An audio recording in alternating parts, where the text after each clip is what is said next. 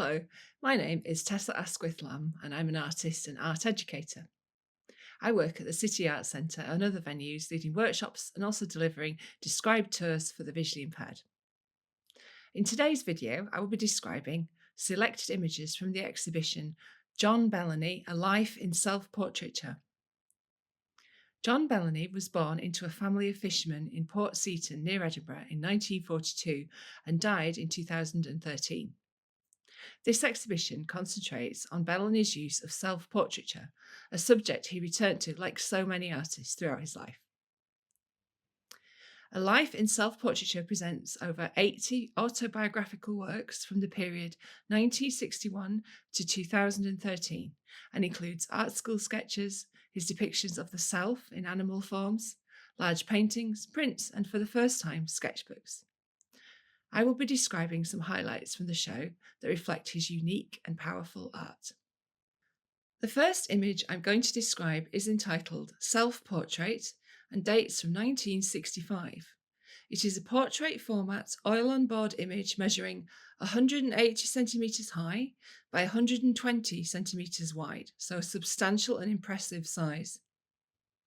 After being quite a quiet and conscientious pupil as a schoolboy in Port Seton, Bellany enrolled in Edinburgh College of Art in the early 1960s and engaged with a wider world of fellow artists and tutors, developing a more outgoing personality.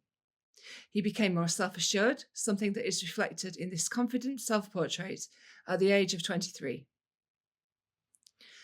A large, broad-bodied and square-shouldered figure of a man stands centrally in the image, visible from the head down to the knees.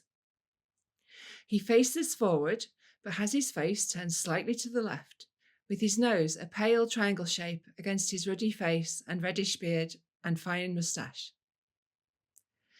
His hair is low on his forehead. His eyes look to the right, and his eyebrow on the right is raised in a questioning or perhaps slightly challenging way. Coming down the body, he is wearing a white, roll-necked fisherman's jumper in pale creamy white with dark sleeves with white cuffs, and over this, an orangey-coloured sheepskin waistcoat or gilet with the inner fluffy white texture visible at the rough sides of the sheepskin. He wears blue jeans. His arms are at his sides, but in both hands he holds long-handled, fine oil painting brushes. The background at the top is dark chocolatey brown, turning to a sandier, lighter colour towards the bottom. In the lower third of the painting, behind the artist, are visible fishing boats, with a confusion of masts, red, black and white hulls, and fish boxes. On one of these, lower left, the artist has confidently signed the name Bellany. The next image is titled Self-Portrait with a Razor Shell and dates from 1976. It is a portrait format, oil on canvas work measuring 187 centimetres high by 152 centimetres wide. John Bellany had moved to London in 1965, firstly to study at the Royal College of Art and then moving on to teaching positions part-time. Despite this being a productive time for his artwork, he entered a wilder period in his life as issues with alcohol took hold on his personal life. It was in this time he would choose to depict himself in animal and bird forms with mask-like faces. This painting is divided into 3 panels vertically, the central panel being the broadest, with thin bands to the sides.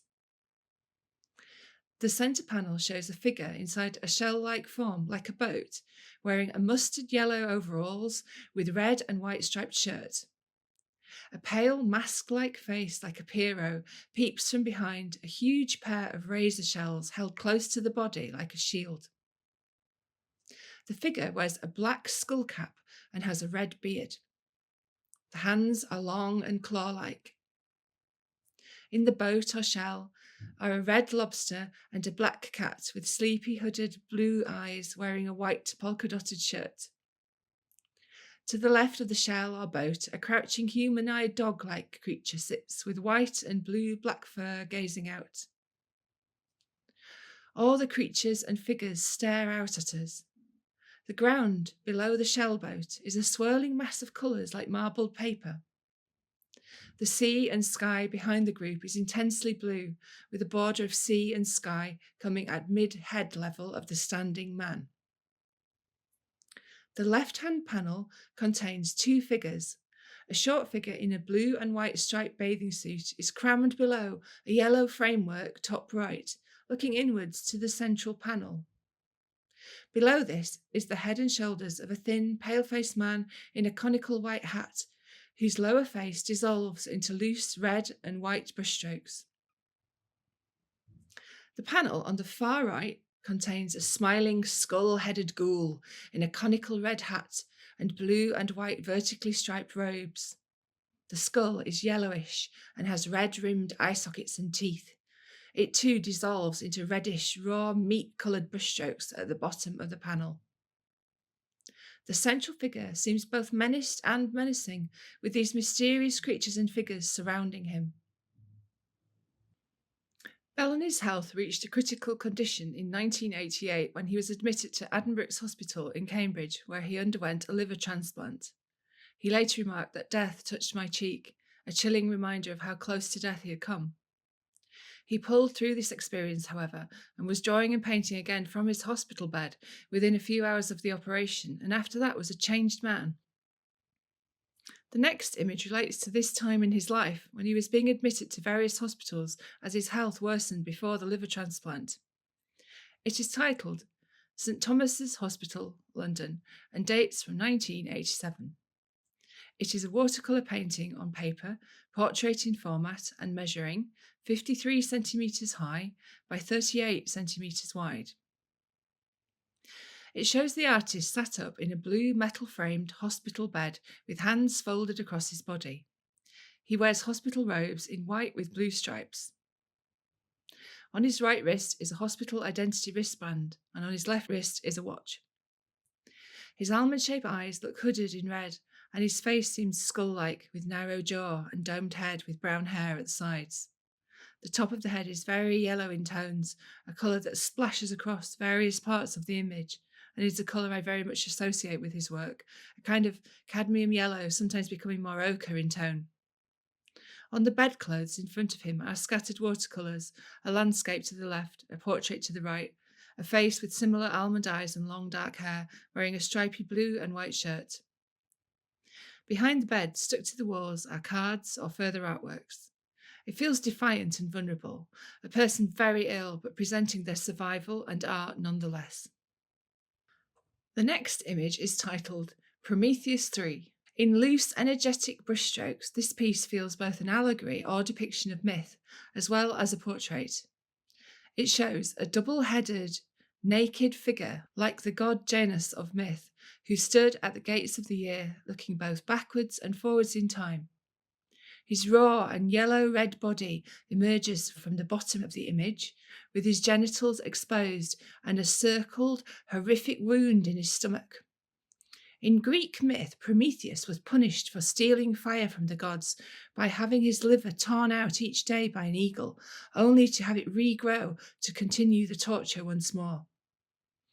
The eagle is here intended as a puffin alter ego, emerging from a confusion of brushstrokes, looking perhaps more toucan or puffin-like to me, with its huge red bill and red disc-shaped eye.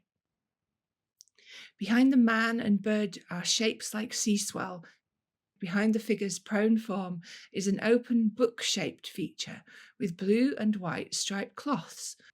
It feels chaotic and frightening. We are drawn to the figure's face. He wrote from his hospital bed that it was essential to live for art. Art is life, before adding colour was so important. Recovery and redemption were uppermost in his mind, and he embarked on a series of paintings depicting the Prometheus legend. Like so many artists before him, he continued to record his changing face, body and mind through self-portraits right till the end. The final image I will describe is titled Bellany at 70, an oil-on-canvas work from 2012, portrait in format and measuring 152.5 centimetres high by 122 centimetres wide. The artist lived for another 25 years after the success of his liver transplant. And alongside this change in his health and lifestyle, he also became very successful, gaining critical acclaim for his powerful, raw, and instantly recognisable works. He bought a large house in Barga, northern Tuscany, a village dubbed the most Scottish town in Italy. His later works saw him further exploring the handling of paint to enhance his ability to explore all aspects of his life through his paintings. His last works, like this one, show a man still confident and above all honest. This self-portrait shows the artist centrally placed within a wider plane of space, wearing an evening jacket and bow tie. His pale face and blue eyes look directly out at us. In his left hand, he holds a bundle of brushes across his body. His right hand is in his pocket. A tiny yellow-bodied creature with a dog-like blue long face crouches on the right by his leg. In the foreground of the image is a wide grey barrier or table edged in pink towards the right. On this is the artist's signature, and above the number 70, the artist's age. Centre from this is a dark burgundy lobster, and to the lower left the date, 18 June 2012. To the right of the figure is a form a little like a large balloon-backed chair, back arching round, its centre filled with red, blue and grey-green brushstrokes. Above this, in the top right, is a yellow-toned area with a suggestion of a green palm tree to the right of the artist's pale head. To the left, there is a red and yellow wall that spans the left-hand side, becoming blue, red, white and grey at the base. A purple crucifix-like figure appears beside the artist's leg within a white arched frame below a blue patch which could be a view to a distant sea.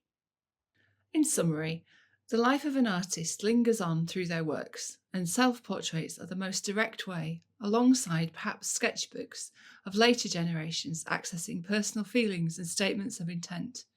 We see the way the artist wanted us to see them, and so much more.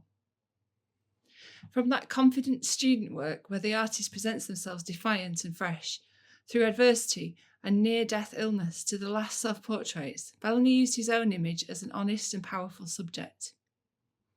Depicting yourself takes bravery and also choice.